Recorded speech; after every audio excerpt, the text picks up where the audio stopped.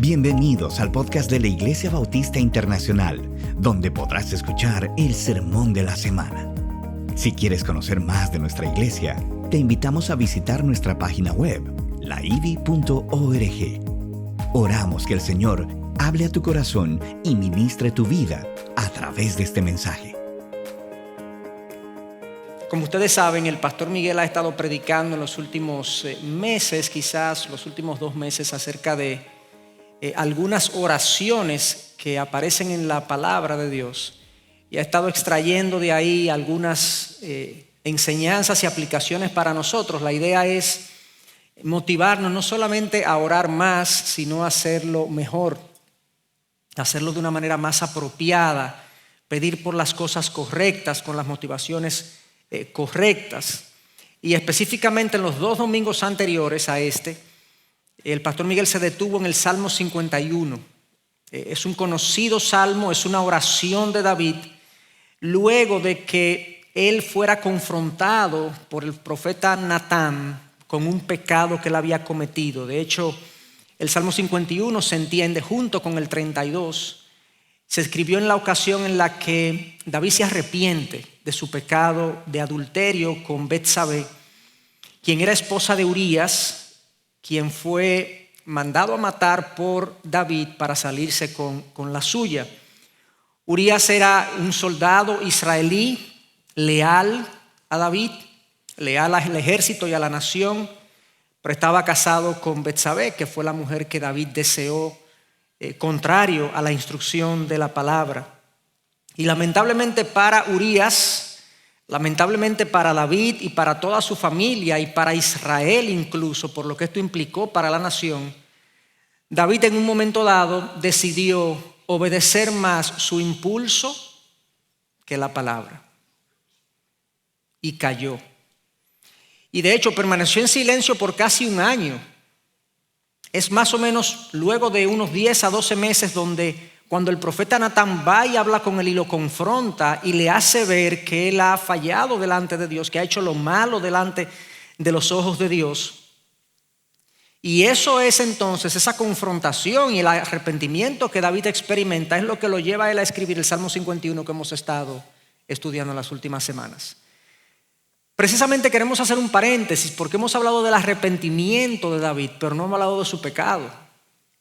Un pecado del cual él fue no presa, pero cayó en él. Yo no veo a David como una víctima, porque él es responsable de su falta, pero también un pecado común, no solo en su fecha y en su época, sino un pecado común hoy en día, el pecado de la inmoralidad sexual. Y yo quisiera entonces, aunque no es el texto que voy a exponer, sí hablar de lo que aconteció con David, para que entendamos qué fue lo que pasó, saquemos algunas lecciones y luego abordar un pasaje que entiendo nos va a edificar en esta área de la pureza sexual y la inmoralidad en la que nosotros muchas veces vivimos y de la que somos testigos. Leamos entonces acerca de David y qué fue lo que pasó. Segunda de Samuel 11, del 1 al 5, nos dice el pasaje: aconteció que en la primavera, en el tiempo cuando los reyes salen a la batalla, David envió a Joab y con él a sus siervos y a todo Israel, y destruyeron a los amonitas y sitiaron a Rabá. Pero David permaneció en Jerusalén. Al atardecer, David se levantó de su lecho y se paseaba por el terrado de la casa del rey. Y desde el terrado vio a una mujer que se estaba bañando.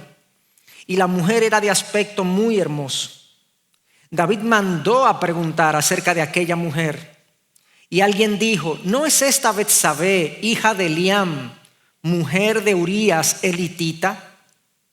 David envió mensajeros y la tomaron, y cuando ella vino a él, él durmió con ella. Después que ella se purificó de su inmundicia, regresó a su casa, y Betsabé concibió y envió aviso a David, diciéndole: estoy encinta o estoy embarazada. Ese es el relato donde ocurre el desafortunado, infame acontecimiento en la vida de David que dañó prácticamente su testimonio y mucho de lo que fue su vida de ahí en adelante. De hecho, David es más famoso por el adulterio con Betsabé que por sus victorias militares, aún más famoso que con la batalla que tuvo contra el gigante Goliat. Esto marcó su vida de ahí en adelante. Y resulta chocante, extremadamente chocante, que un hombre que fue descrito en la Biblia como un hombre conforme al corazón de Dios haya caído de la manera que David cayó. Esto se resulta doloroso, resulta como desconcertante. Como un hombre tan piadoso, tan devoto a Dios, tan entregado a Dios, que escribió más de la mitad de los salmos, que es todo un libro de la Biblia, el más largo libro de la Biblia, escrito precisamente de oraciones y devociones a Dios, fuera justamente este hombre que cayera de una manera tan vergonzosa. Y en el momento que esto ocurre, como ya leí, David no estaba en medio de una crisis, no estaba en medio de una depresión, todo lo contrario. David estaba en su mejor momento, por lo menos a nivel de su carrera política, militar, como rey. David estaba en las cúspides de su éxito. Era un rey amado, era un rey respetado, había traído la unidad a Israel.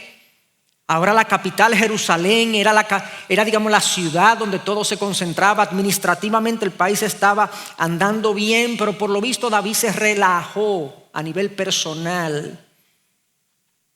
Contaba con un equipo de gente incluso, y nos dice el pasaje, un equipo de gente tal que cuando usualmente los reyes salían a la guerra, David mandó a su equipo militar a que fuera a pelear la guerra.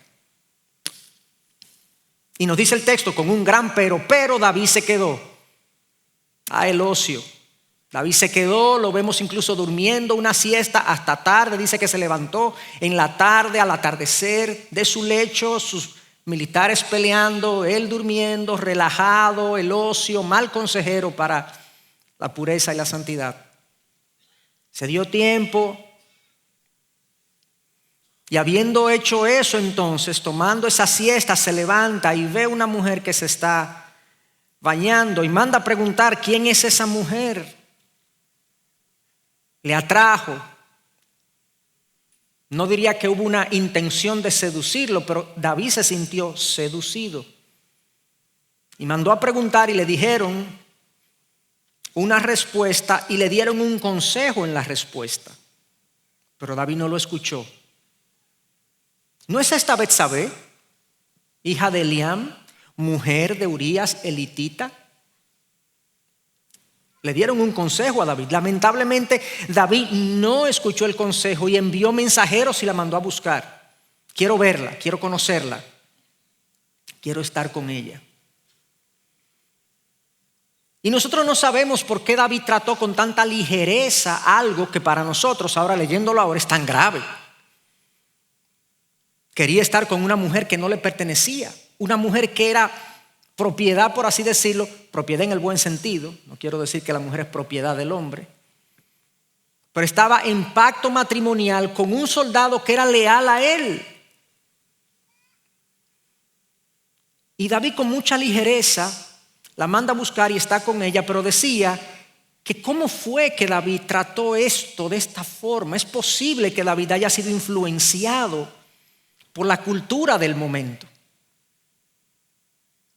Nosotros tenemos impulsos sexuales dentro, pero también hay una cultura que incita esa inmoralidad. Y esa época, en ese momento, la inmoralidad era rampante.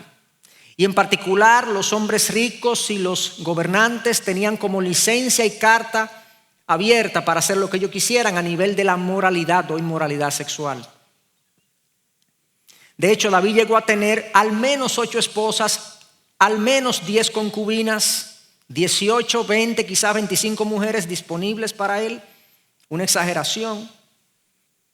Su hijo Salomón, ni decir, Salomón tenía un catálogo de 1000 mujeres. Eso es inconcebible, eso es como impensable. ¿Qué tiene que pasar en la mente y en el corazón de una persona para insensibilizarse a este nivel, para contar con esta cantidad de mujeres como que Él es el Señor y Dios? Y esta insensibilidad entonces de David hacia la pureza sexual en su vida la vemos en varias ocasiones en el relato. Primero, cuando él ve a Betsabé y se siente tentado, él debió parar, pero no paró. Estaba insensibilizado. Luego él preguntó por ella y le respondieron que era mujer de Urías elitita. Debió parar y no paró. La mandó a buscar. Y hermanos, esta caída del gran rey David es una gran lección para nosotros. Si un hombre como este, con este nivel de devoción, de entrega, de conocimiento de Dios, pudo caer presa de sus impulsos, ¿qué nos queda a nosotros? Esto es un área que tenemos que observar, esto es un área que tenemos que cuidar, esto es un área en la que tenemos que poner atención.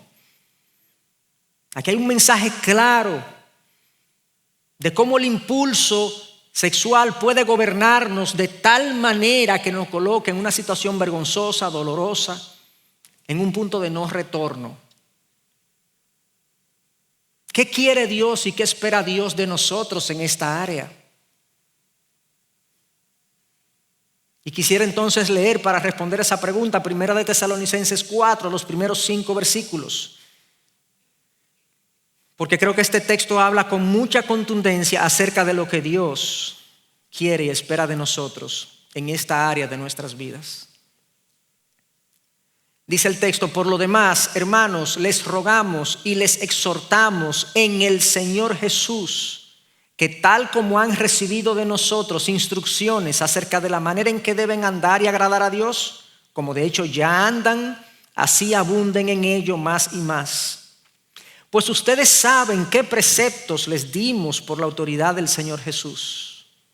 Porque esta es la voluntad de Dios, su santificación, es decir, que se abstengan de inmoralidad sexual. Que cada uno de ustedes sepa cómo poseer su propio vaso en santificación y honor, no en pasión degradante como los gentiles que no conocen a Dios. Que nadie peque ni defraude a su hermano en este asunto, porque el Señor es el vengador de todas estas cosas. Así como antes les dijimos y advertimos solemnemente. Porque Dios no nos ha llamado a impureza, sino a santificación. Por tanto, el que rechaza esto no rechaza a un hombre, sino al Dios que les da a ustedes su Espíritu Santo. Este es uno de muchos textos que hablan de esto, de la pureza sexual, de la integridad que debe haber en la vida íntima de la persona. Y si hay algo que está claro en la palabra y específicamente en este pasaje, es que Dios nos ordena andar en pureza sexual. Por lo demás, hermanos, dice el texto, les rogamos, les exhortamos. Otra forma de expresar ese verbo es les insto, les urjo. No sé si existe esa conjugación. Él está urgido de decirle a ellos en el Señor Jesús que tal como han recibido de nosotros instrucciones, ya Él le ha hablado de esto anteriormente. Ustedes han recibido de nosotros instrucciones acerca de la manera en que deben andar y agradar a Dios. Ustedes han recibido ya estas instrucciones y de hecho estos preceptos, dice el texto, se los dimos por la autoridad del Señor Jesús. Esto no es una sugerencia mía, esto no es una ocurrencia mía, un deseo mío. Esto es algo que yo se lo estoy pasando como parte de la autoridad del Señor Jesús sobre sus vidas. Esta es la voluntad de Dios, su santificación, que se abstengan de inmoralidad sexual. Eso es lo que Dios quiere en nuestras vidas, en esta área.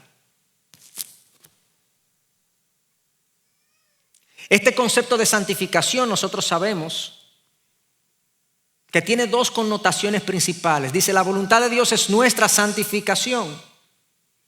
La santificación tiene que ver con que Dios nos aparta para su uso exclusivo. Esa es una de las formas en que esa palabra en el original, eso es lo que significa, apartar algo para uso exclusivo. En el Viejo Testamento Dios apartó los utensilios del templo, por ejemplo el candelabro, la vasija de panes y demás, y se dice que Él santificó el candelabro, santificó la vasija de panes, Él lo apartó para uso exclusivo. En ese sentido nosotros los hijos de Dios hemos sido apartados para uso exclusivo de Dios.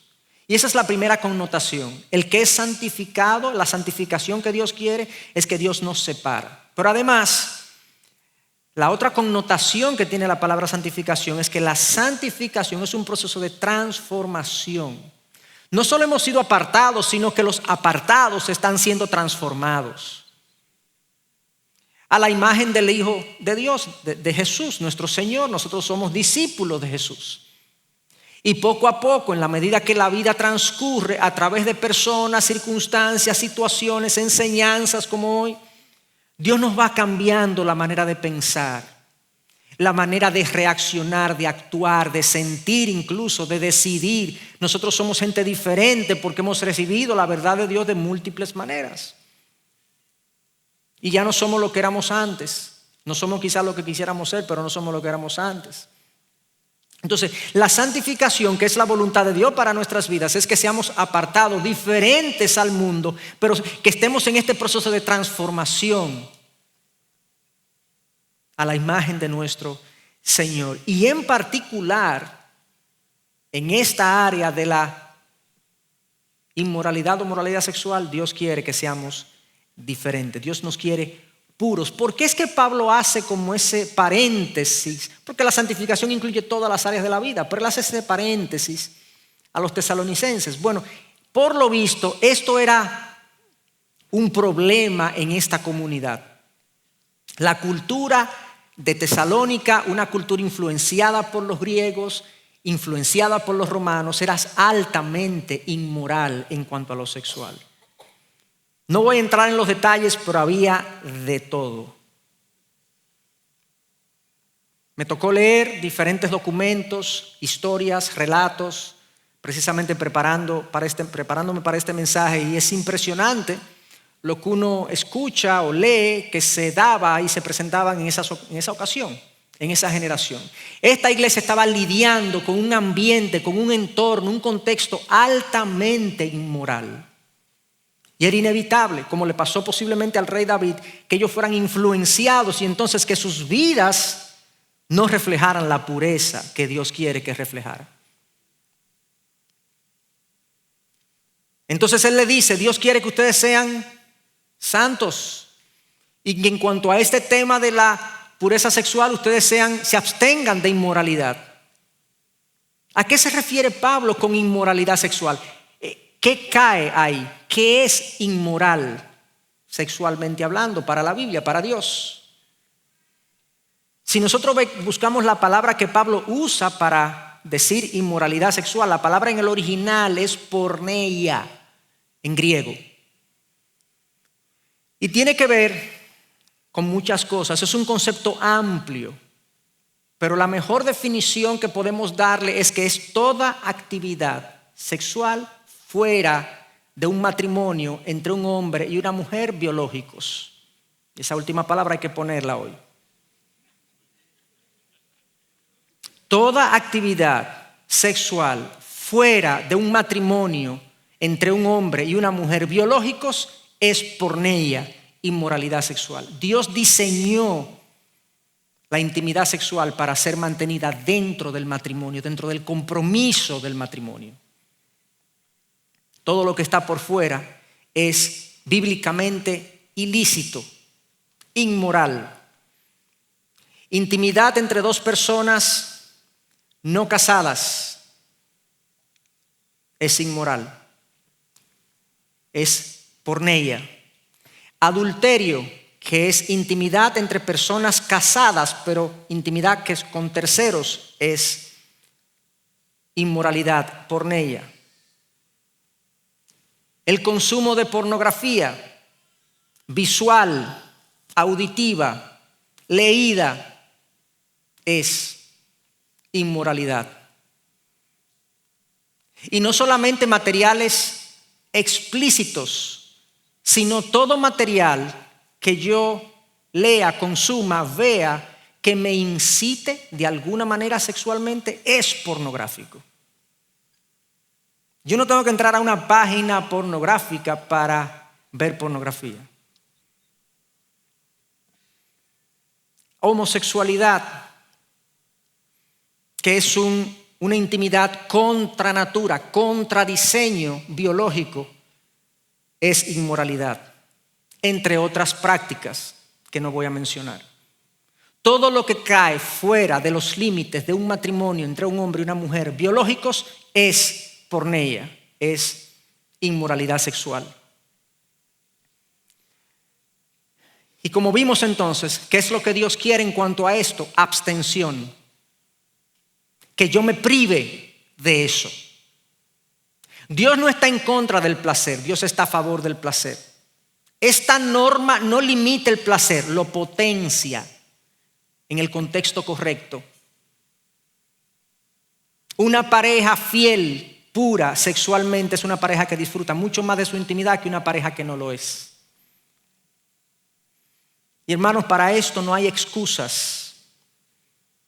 Para mi inmoralidad sexual no hay excusas. Que eso es natural.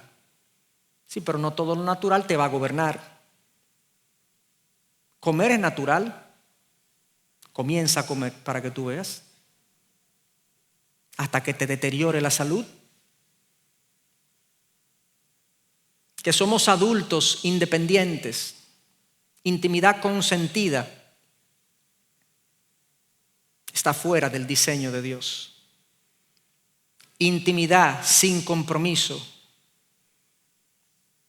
es utilitarismo, es uso del cuerpo para beneficio propio. Los tiempos han cambiado, no mucho. Las mismas cosas que se prescriben y se controlan y se limitan hace 2000, 3000, 4000 años son las mismas. El ser humano es el mismo. La inmoralidad sexual de David lo condujo al declive en toda su vida. Vemos las consecuencias de la inmoralidad sexual. Que nos amamos, pues cásense. Que no le hago daño a nadie, que tú digas, que tú sepas. Y el daño contra ti, contra tu cuerpo. El llamado a la abstinencia de toda actividad sexual fuera del matrimonio está presente no solo en este pasaje, está a lo largo y ancho de la palabra de Dios. En el Nuevo Testamento, no digamos que son instrucciones del Viejo Testamento, en el Nuevo Testamento, Colosenses 3, versículo 5. Así que hagan morir las cosas pecaminosas y terrenales que acechan dentro de ustedes. No tengan nada que ver con la inmoralidad sexual. Mateo 15, nuestro Señor Jesús hablando, porque del corazón provienen malos pensamientos, homicidios, adulterios, fornicaciones, porneia, robos, falsos testimonios y calumnias. Estas, dice Jesús, son cosas que contaminan al hombre. Y como ya dije, no nos confundamos, Dios no está en contra del placer y de la intimidad. Dios está a favor de la intimidad, Dios la defiende. Estas son defensas de la intimidad. El hombre no inventó la intimidad, la inventó Dios. Y Él es que sabe. El hombre lo que hizo fue que pervirtió la intimidad. Y esa perversión humana de la sexualidad ha hecho que la actividad sexual se convierta en algo degradado, desprovista de compromiso, llena de egoísmo, concentrada en lo físico, sin aprecio del ser. Y así las cosas, el mundo en general no conoce lo glorioso de la intimidad bíblica. El mundo se pierde del glorioso disfrute de una intimidad bíblica, porque la ha degradado, la ha canibalizado, la ha reducido. Algo muy diferente a lo que Dios tenía en mente cuando creó la intimidad entre un hombre y una mujer. Entonces, lo primero que Dios quiere para nosotros claramente en esta área de nuestra vida es la pureza, es la abstención de nuestros impulsos y el gobierno de nuestros impulsos. Lo que me gobierna no son mis impulsos, sino mis convicciones. Los animales son gobernados por impulsos. El ser humano es gobernado por convicciones, debe ser por lo menos. ¿Tú quieres ver una vida desordenada? Mira una vida que es gobernada por impulsos.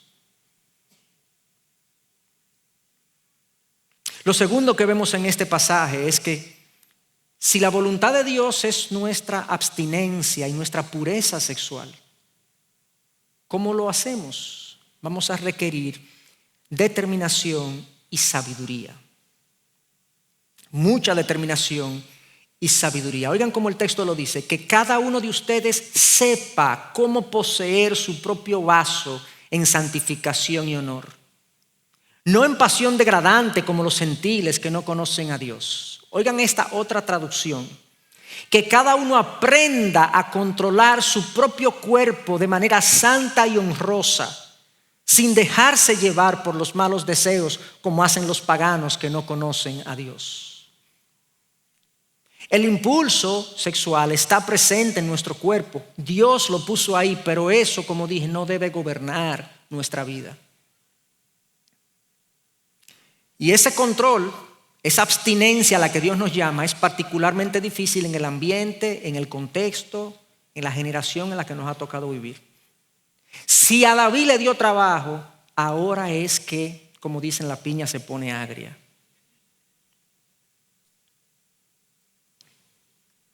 Este autor, un psiquiatra español no cristiano, que tiene un libro que se llama El hombre light, Enrique Rojas, y lo traje precisamente, intencionalmente, siendo un hombre no cristiano, porque esta es una lectura incluso de personas que no conocen a Dios. Oigan cómo él ve esta situación de la sexualidad en nuestros días. Él dice, y cito, hoy asistimos a la idolatría del sexo. Los medios masivos de comunicación y en especial el cine, la televisión, nos lo han servido en bandeja. Hay sexo por todas partes, sin afectividad, sin amor, como una ruta entretenida, divertida y traviesa, en la que se mezclan valores como la conquista, la búsqueda del placer y el disfrute sin restricciones.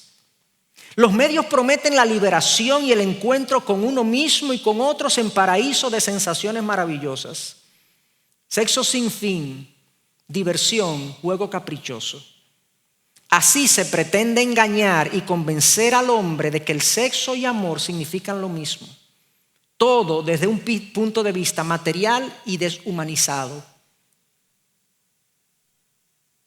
Eso lo dice un hombre no cristiano acerca de la realidad que él ve. Y él habla de los medios masivos de comunicación, de cómo están llenos de contenido de índole sexual inmoral. Y déjenme darle algunos datos basados en estudios. Yo no voy a citar cada fuente, voy a decir algunas fuentes, pero todo está basado en fuentes y estudios serios. No en estudios de interactivos de radio de aquí, de que ustedes que llamen a ver quién está de acuerdo, quién no está de acuerdo. No, estudios técnicos llevados a cabo para ver las conductas y las tendencias de nuestra generación. En cuanto a los medios de comunicación, el 85%, según un estudio de Jamieson, Moore, Lee and Booth, 85% de las principales películas tienen un contenido sexual. 85%. 82% de los programas de televisión tienen un contenido sexual. 60% de los videos musicales tienen un contenido sexual. 40% de las líricas musicales tienen un contenido pornográfico.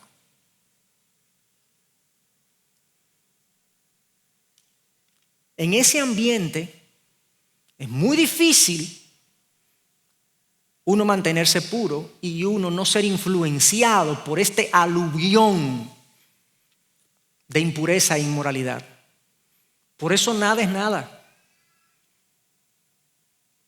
Toda esta exposición de los medios a la inmoralidad nos ha llevado a todos, cristianos y no cristianos, a ser gente sexualmente inmoral. Hemos cambiado nuestra manera de tratar la sexualidad y la intimidad a nivel de las palabras. Hemos cambiado la manera en que nos vestimos. Hemos cambiado la manera como vendemos. Nuestra generación está sexualizada. La mayor parte de los mensajes tienen un contenido, directo o indirecto, sexual. Y en la época de la liberación femenina es donde la mujer es vista más como un objeto que como un ser humano. Paradójico. Es paradójico pensar que muchas mujeres hablan de empoderamiento y justamente promueven tendencias de moda y demás que lo que hacen es sexualizar a la mujer. Y los mismos hombres que se dicen feministas, porque lo hay, yo no soy ni machista ni feminista. No creo que sean categorías que la Biblia me da permiso para yo adoptar. Los mismos hombres que promueven los derechos de las mujeres son los mismos hombres que no se comprometen con ninguna y las usan. Esta otra encuesta, este otro estudio, le pregunta a 1,100 personas si la intimidad entre personas no casadas es aceptada o no, si es mala o no, si es inmoral o no. Los no cristianos en un 80% dijeron que eso no tiene ningún inconveniente, ningún problema.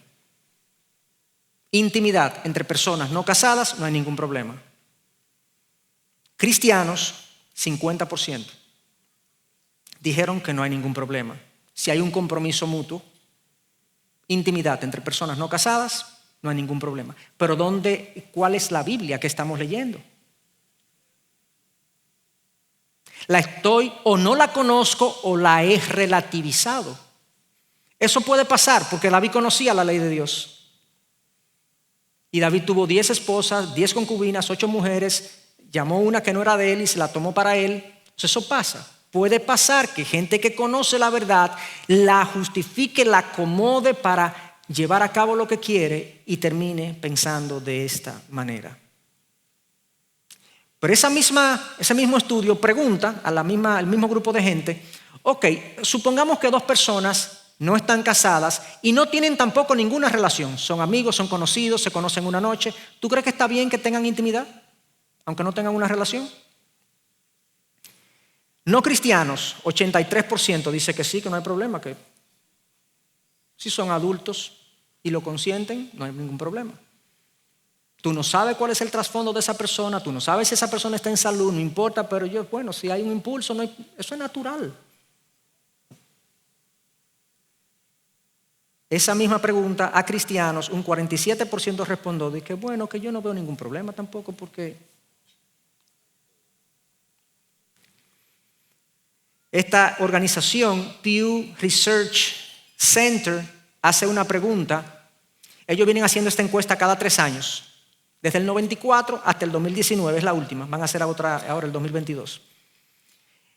¿Debe la homosexualidad ser aceptada como una práctica moral en la sociedad? En el año 94, 49% pensaba que sí. 46%, perdón. En el año 2019, 72% entiende que la homosexualidad debe ser algo moralmente aceptable, que no hay ningún problema con la homosexualidad, a pesar de que contradice la biología.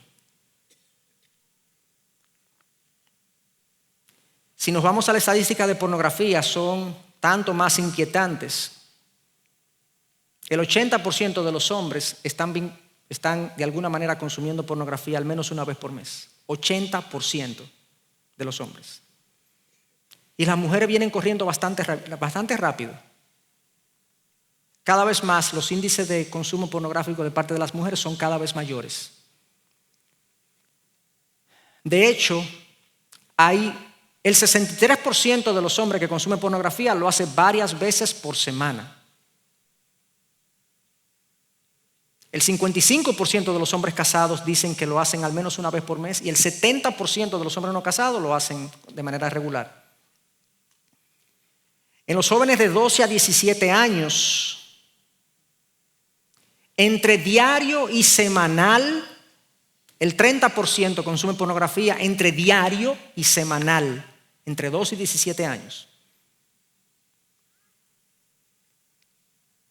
Y entre jóvenes entre 18 y 24, el 50% lo hace entre diario y semanal. Es una epidemia, es una pandemia de inmoralidad lo que estamos presenciando. Una pandemia que nos está ahogando, que ha degradado el valor del hombre y de la mujer, que ha degradado el valor de la relación matrimonial. Y es inevitable que en un ambiente de pandemia, y lo sabemos porque acabamos de pasar o no hemos pasado todavía una pandemia, uno se cansa de prevenir, uno se cansa de cuidarse. Llegó un momento yo con la mascarilla, yo mismo que, ay no, se me pegue ya. Ya. Uno va a estar con esto toda la vida.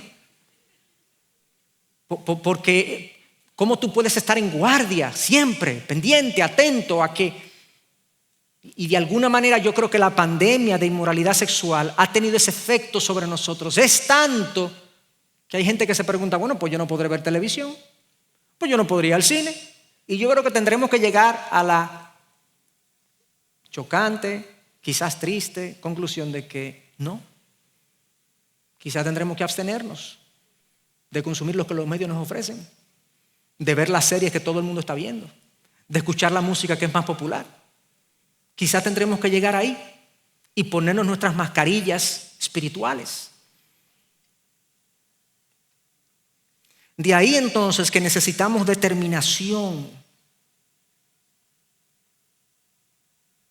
Porque son impulsos fuertes. Pablo habla, absténganse. Pablo no dice, no, mira, ve, ten cuidado, no, abstente. La palabra abstente a veces la escuchamos en medio de los periodos electorales donde decimos la abstención fue alta, o sea, la gente que no fue a votar fue alta. Bueno, eso es abstente. Tú no vas,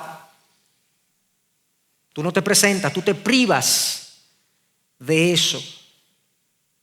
Jesús nos llamó a ser radicales contra la tentación, no solamente sexual, sino con toda tentación, con todo lo que nos lleve a pecar. Jesús dice en Mateo 5:29, si tu ojo derecho te es ocasión de pecar, arráncalo y échalo de ti. Porque te es mejor que se pierda uno de tus miembros, sino que todo tu cuerpo sea arrojado al infierno. O sea, lo que Jesús está diciendo, el pecado tiene consecuencias. Si tú no la quieres enfrentar, quita eso que para ti es tentador. Quítalo radicalmente. El pecado debe ser extirpado de nosotros como el cáncer del cuerpo. Ningún cirujano le pregunta a un paciente de cáncer, ¿se lo extirpo todo? El paciente dice, arráncalo, quítalo inmediatamente, lo antes posible. Esa es la respuesta enérgica del que está enfermo de algo mortal. Pero nosotros no vemos el pecado sexual como algo mortal ni fatal porque nos hemos insensibilizado. David no pensó que su pecado con Betsabé iba a acarrear lo que le acarreó. Él minimizó las consecuencias, maximizó el beneficio y el disfrute. Y las consecuencias fueron peores de lo imaginado y el beneficio fue menor de lo imaginado. Y así pasa siempre. No nos engañemos. El pecado sexual es esquivo, es omnipresente, está en todo lugar. Y es secreto en la mayor parte de los casos. Entonces, el pecado sexual se aprovecha del secretismo. Y como el cáncer, que normalmente es asintomático y solo se descubre cuando no hay nada que hacer, el pecado sexual es así. Típicamente camina de manera secreta en nuestras vidas hasta que produce algo que no hay nada que hacer. Destruye una persona, destruye una familia, destruye una iglesia.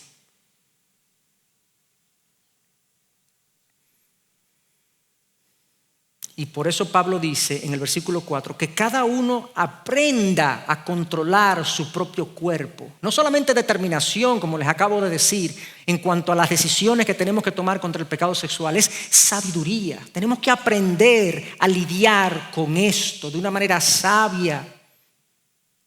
No todos nosotros somos tentados con las mismas cosas, ni tenemos la misma frecuencia en cuanto a la tentación, ni la misma intensidad. No todos tenemos el mismo trasfondo. Algunos de nosotros venimos de hogares donde se nos sembró el principio de la pureza y del pudor. Hay otros hogares que son más liberales y donde la gente dice, bueno, no hay problema. No todos tenemos el mismo temperamento. Entonces yo tengo que ajustar mis decisiones de prevención en función de lo que yo soy, lo que es tentador para mí y demás. El casado tiene que tomar un set de limitaciones y medidas para prevenir el pecado sexual. El soltero también. Nosotros aquí, los pastores en la iglesia, tenemos reglas, normas que nos protegen. Y la hemos dispuesto no para que la gente diga, oh, wow. La hemos dispuesto porque el pecado sexual es peligroso. Y si agarró a David, me puede agarrar a mí. Nosotros no damos consejería a mujeres solas, por ejemplo. Ningún pastor. Nuestras puertas de todas las oficinas tienen vidrios para que la gente pueda ver para adentro. Yo tengo prohibido darle una bola a una hermana. Sola no. Ni siquiera que trabaje conmigo en la oficina. Las que están aquí que trabajan con nosotros en la oficina lo saben. A veces yo voy saliendo junto con otra hermana que necesita bueno, si no hay nadie que acompañarnos, lo siento. Y ella me dice, tranquilo, pastor, no hay problema. Ella sabe. Yo no chateo con ninguna mujer que no sea mi esposa. No hablo de cosas personales con mujeres que no son mi esposa. Yo no salgo a comer, yo no salgo a desayunar con una mujer que no sea mi esposa. Yo tengo relación con hermanas y amigas, todas socializadas, con mi esposa, con mis pastores, con mis compañeros, con mis hermanos. ¿Les parece ridículo? Lean las historias de caídas, lean la historia de David otra vez y se van a dar cuenta si eso es ridículo o es sabio. Necesitamos sabiduría. Déjenme ponerle un ejemplo bíblico que creo que tiene un contenido extraordinario en esto. Conocido ejemplo que muchos quizá lo han revisado en este sentido, pero vamos a verlo quizá con nuevos ojos. El ejemplo de José, del hijo de Jacob, allá en el libro del Génesis, capítulo 39, comenzando a leer en el versículo 6, en la última parte nos dice que José era de gallarda figura y hermoso parecer. José era un pollo. Ustedes saben lo que es un pollo, ¿verdad? No sé si tiene algunos hermanos que nos están viendo por las redes quizás tienen una connotación diferente. Aquí un pollo es un hombre buen mozo. Gallarda figura tiene que ver con que era un hombre que proyectaba masculinidad. Era un hombre que se veía masculino. Y hermoso parecer, ya sabemos, un hombre buen mozo. Y nosotros aquí los dominicanos a veces no queremos decir que un hombre buen mozo, pero hay hombre buen mozo.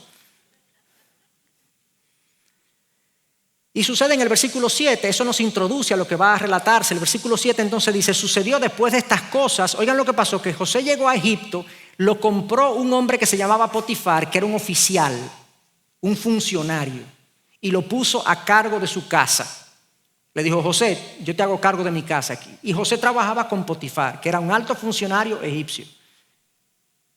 Versículo 7, y sucedió después de estas cosas que la mujer de su amo miró a José con deseo y le dijo, acuéstate conmigo. Pero él rehusó y dijo a la mujer de su amo, estando yo aquí, mi amo no se preocupa de nada en la casa y ha puesto en mi mano todo lo que posee. No hay nadie más grande que yo en esta casa y nada me ha rehusado excepto a usted, pues es su mujer. ¿Cómo entonces podría yo hacer esta gran maldad y pecar contra Dios? Y ella insistía a José día tras día. Pero él no accedió a acostarse con ella o a estar con ella. Pero un día que él entró en casa para hacer su trabajo y no había ninguno de los hombres de la casa allí dentro, entonces ella tomó a José por la ropa y le dijo, acuéstate conmigo. Pero él le dejó su ropa en la mano y salió huyendo afuera. Bueno, varias cosas hay aquí extremadamente interesantes en cuanto a la dinámica de la tentación sexual y de la inmoralidad. Fíjense cómo ella le insistía, era fuerte esta tentación y así es la tentación sexual porque tiene que ver con nuestros impulsos. Ella le decía, acuéstate conmigo, acuéstate conmigo. Era fuerte, era directa. Y esta era una mujer posiblemente muy hermosa, muy atractiva, era la esposa de un alto funcionario, ustedes saben.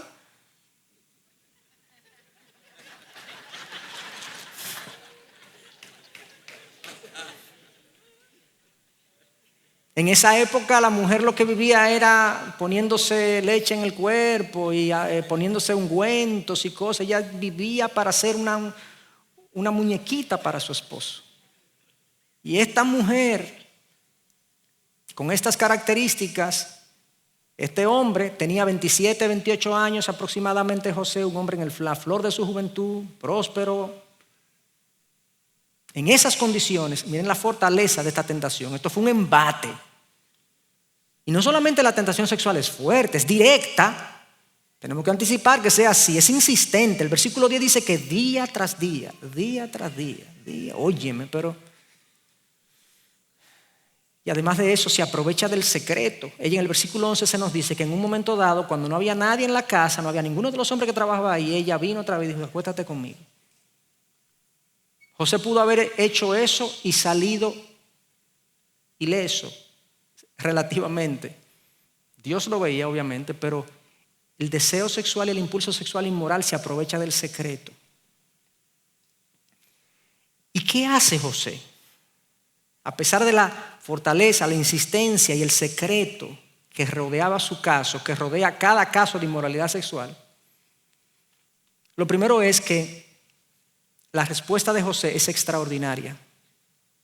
El versículo 8 dice, él rehusó y dijo a la mujer de su amo, estando yo aquí, mi amo no se preocupa de nada en la casa y ha puesto en mi mano todo lo que posee. No hay nadie más grande que yo en esta casa y nada me ha rehusado excepto a usted, es su mujer. ¿Cómo podría yo hacer esta gran maldad y pecar contra Dios? ¿Qué respuesta? Este hombre tiene 27 años. ¿Qué razonamiento? Obviamente esto no lo pensó José en ese momento. Eso no es una respuesta improvisada, es una respuesta pensada. Y tú tienes que pensar, yo tengo que pensar, ¿cómo yo voy a responder a la tentación sexual cuando me llegue? Porque va a llegar de alguna manera. Pero José hace algo extraordinario. José se sale de sí, él no se ve así, no ve sus impulsos, no ve su deseo. Yo tengo 27 años, soltero, óyeme, yo estoy solo aquí. José mira hacia afuera y dice, hay otros que han confiado en mí. ¿Cómo yo le voy a hacer esto a mi patrón? ¿Cómo yo voy a traicionar su confianza? ¿Cómo yo voy a dañar su matrimonio? Pero ¿cómo yo le voy a hacer esto a Dios? Y uno de los frenos de la tentación, hermanos, es que cuando estemos en el momento de la tentación, pensemos y levantemos nuestra mirada y pensemos, ¿cómo yo le voy a hacer eso a mi esposa, a mi familia, a mis hijos? ¿Cómo yo le voy a hacer eso a los hermanos de la iglesia? Al evangelio. ¿Qué se va a decir? No de mí, de lo que yo creo, de mi Dios, de mi Señor. Y esto es un freno. Cuando yo tengo la imagen de los míos, de la gente que ha confiado en mí, que me ve a mí, yo digo, yo no puedo caer ahí. No importa lo que yo sienta, no importa el impulso, no importa la fuerza, no importa la insistencia, no importa mis condiciones, que yo no tengo, que yo esto, que yo no siento, no importa. ¿Cómo yo le voy a hacer eso a los que han confiado en mí? Pero no solamente eso, ¿cómo yo les voy a hacer eso a mi Dios? Obviamente José tenía una relación con Dios cercana, íntima, vital. Y vamos a hablar de eso en unos minutos. Pero lo primero que vemos en José es una decisión pensada de no caer, porque él sabía que había frenos. Yo no quiero dañar. Y esto tiene un efecto perverso, dañino sobre mi entorno, que yo no quiero que se produzca. Pero no solo eso. José toma la decisión de prevenir radicalmente esta caída. Fíjense lo que dice el versículo 10, y la mayoría de los que leemos este texto lo pasamos por alto. Le confieso que yo por mucho tiempo lo pasé por alto, pero estudiando este tema me percaté. Versículo 10 dice, ella insistía a José día tras día, pero él no accedió a acostarse con ella o a estar con ella. Yo no me voy a acostar contigo, esa es su decisión, pero ¿cómo yo voy a mantener esa decisión que yo ni siquiera contigo voy a estar? Y yo me imagino a José como medio corriendo en la casa. ¿Dónde está la doña? Que ella está en la habitación. Pues déjame ir a limpiar la cocina. Doña, ¿usted está ahí? Ah, sí, no, yo era para decirle desde afuera. Él no quería estar con ella. Él estaba previniendo que esta mujer siguiera insistiendo, encontrarse en un ambiente solitario. Él no quería exponerse, él quería cuidarse. Y honestamente, hermanos, esto parece ridículo. Pero cuando nosotros entendemos bíblicamente la tentación sexual, no como el ingenuo que no conoce a Dios, que cree que no, que esto no es nada, que esto es natural, no importa, que va. No. Si te pones en el lugar inadecuado, en el momento inadecuado, tú vas a caer. Entonces hay medidas ridículas que hay que tomar, pero que son efectivas. Si este hombre dijo, no, yo no voy a caer, y la forma es que yo no voy a estar ni siquiera donde ella esté. Increíble. Un jovencito. Digo, para mí es jovencito. Ahora, para otros. Wow.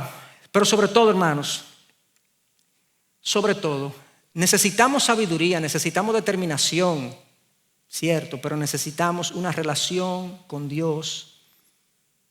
Cultivar una relación con Dios que sea vibrante, que sea estimulante, que nos haga sensibles al pecado, que nos ayude a discernir los tiempos, las ocasiones para poder navegar en este mar de inmoralidad sexual. Estamos rodeados, hermanos. Y esa relación con Dios es precisamente lo que nos va a llenar de fortaleza para poder resistir. Este autor lo dice de esta manera: lo único que cura el anhelo por Egipto es el anhelo por la tierra prometida. Necesito comenzar a creer que lo que Dios me ofrece es mucho mejor que las falsas promesas de la inmoralidad sexual. Pero si no tengo una relación con el Señor, las medidas ayudan, pero no son al final, el cerrojo final es mi amor por Dios.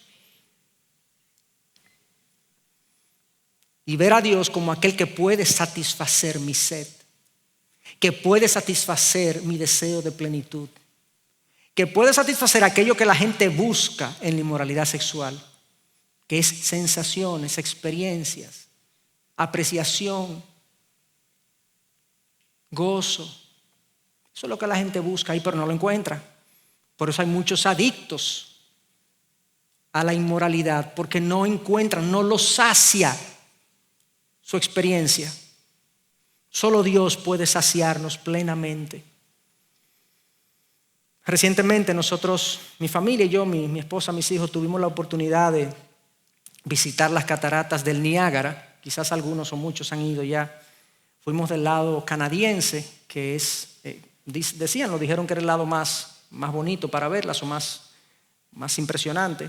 Y allá fuimos. Dios nos regaló un arco iris ahí al lado. Pero mientras vemos la foto un poco, nosotros estuvimos en ese balcón por un rato largo. Caminamos hasta allá, nos quedamos ahí, nos sentamos. En algunas ocasiones ya mis hijos, hasta Charola me decía, ya, pues ya vámonos. Y yo era embelesado con las cataratas. Y ahí pudimos incluso meditar y reflexionar. Charola y yo decía, pero mira esta agua que fluye. Esto tiene cientos de años fluyendo y pasarán cientos de años fluyendo. 24 horas del día, 365 días del año, un flujo de agua que no se detiene, agua limpia, agua fresca, agua hermosa que no se detiene. ¿No ese es un símbolo de Dios? Un agua que llena, que refresca, que suple, que llena nuestra alma. Él tiene más de lo que yo he recibido. Dios no se agota. Dios no se agota.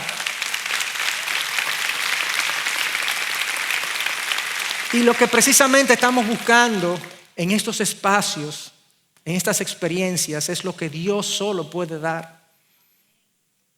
Y a mí el río me hablaba. El río me decía, yo tengo más de lo que tú te imaginas. Y entonces, hermanos, está claro que la Biblia nos llama a la pureza sexual. Vamos a requerir determinación, sabiduría y una relación con Dios cercana y creer que Dios suple y que Dios llena. Pero si nosotros no hacemos caso, habrá consecuencias. Habrá consecuencias. El versículo 6 del texto que leímos dice que nadie peque ni defraude a su hermano en este asunto, porque el Señor es el vengador de todas estas cosas. Como también antes les dijimos y advertimos solemnemente, porque Dios no nos ha llamado a impureza, sino a santificación. Por tanto, el que rechaza esto no rechaza a un hombre, sino al Dios que les da a ustedes su Espíritu Santo. El rechazo de las instrucciones de Dios para esta área de la inmoralidad sexual es un desafío a su autoridad, según este texto. David vivió pesadas y tristes consecuencias de su pecado. David lo experimentó en carne propia. Segunda de Samuel 12:10 nos dice parte de las consecuencias, y aquí se nos cuenta que a David se le dijo lo siguiente: Dios perdona tu pecado, o sea, tú no te vas a condenar por este pecado, Dios te perdonó, pero hay consecuencias. Y Dios le dijo: la espada, segunda de Samuel 12:10, la espada nunca se apartará de tu casa, porque me has despreciado y has tomado la mujer de Urías hitita para que sea tu mujer. David experimentó un desierto espiritual, experimentó en su cuerpo físico el quebrantamiento, la depresión que trae el pecado y el ocultamiento por el tiempo que lo ocultó. El hijo que tuvo con la mujer Betsabé de Urías murió en más o menos al año. Luego David tenía un hijo que se llamaba Abnón, que era con una de sus mujeres, y tenía una hija que se llamaba Tamar, con otra de sus mujeres. Abnón se obsesionó con Tamar, y Abnón, hijo de David, violó a Tamar, su media hermana. Y luego de haberla violado, la despreció. Pero Absalón, cuando se enteró del asunto, Absalón era hermano de Tamar, de padre y madre.